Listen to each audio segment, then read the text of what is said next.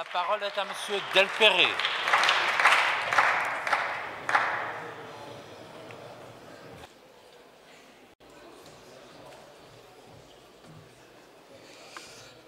Monsieur le Président, Monsieur le Premier ministre, Madame et Messieurs les ministres, mes chers collègues, durant ces derniers jours et encore aujourd'hui, j'ai entendu beaucoup de commentaires sur la Constitution, sur le texte, sur la pratique, sur les coutumes, sur l'ensemble des dispositions qui sont dans le texte constitutionnel.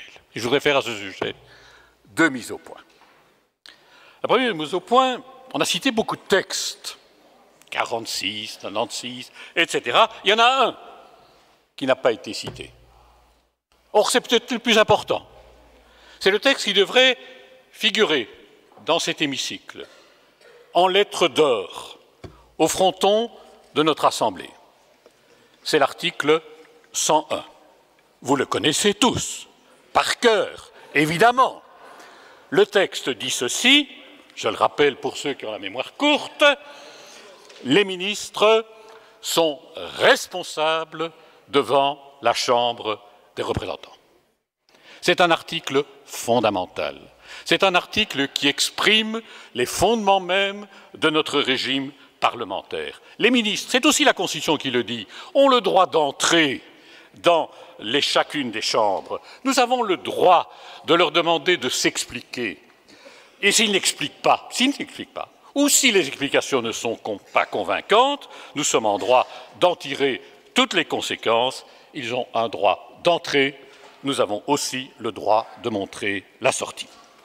Ceux qui nous disent que le gouvernement Michel I a obtenu la confiance de la Chambre il y a 4 ans et que, tout compte fait, c'est bon pour toute la durée de la législature, y compris pour un gouvernement autrement composé, ceux-là, ils font semblant d'oublier cette règle fondamentale du parlementarisme responsable devant la Chambre des représentants. La conséquence est simple, c'est que dès la composition d'un nouveau gouvernement, ce gouvernement doit évidemment venir devant la Chambre pour vérifier, chiffre en main, s'il a l'appui suffisant, nécessaire des membres de l'Assemblée. C'est ce qu'a dit d'ailleurs la note du service juridique de notre Chambre, cette note que certains ont décriée en la qualifiant de partisane. Je vous avoue que je l'ai lue, je l'ai relue avec les yeux du juriste et je m'autorise en cette qualité à dire que cette note est une excellente note, qu'elle a été rédigée de manière professionnelle avec tous les éléments qu'un bon juriste se doit d'y trouver, même si la conclusion ne fait pas plaisir à tout le monde.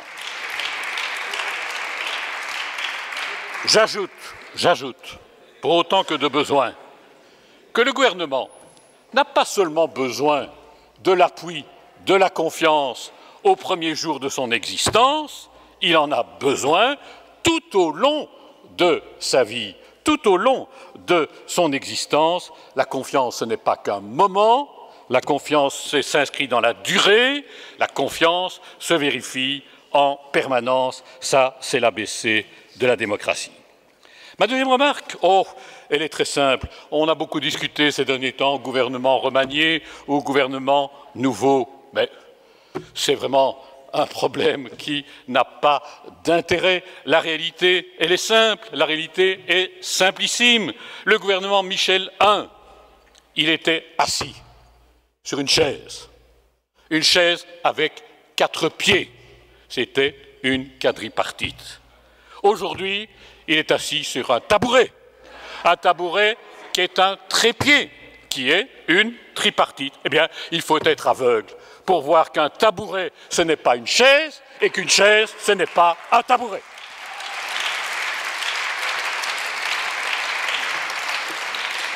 Ceci dit,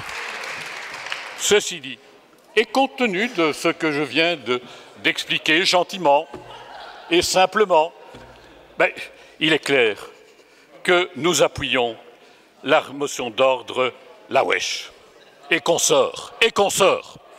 Pourquoi? Mais tout simplement parce que cette motion d'ordre permet de mettre un peu d'ordre, un peu de cohérence dans les discours et dans les actes, parce qu'elle permet aussi de faire preuve d'un peu de modestie pour appliquer les dispositions constitutionnelles qui ne demandent qu'à être appliquées et qui ne doivent pas être tordues, distordues au gré des événements ou au gré des états d'âme. C'est aussi une motion qui est utile parce qu'elle témoigne d'un peu de respect pour les principes élémentaires de la démocratie et du régime parlementaire.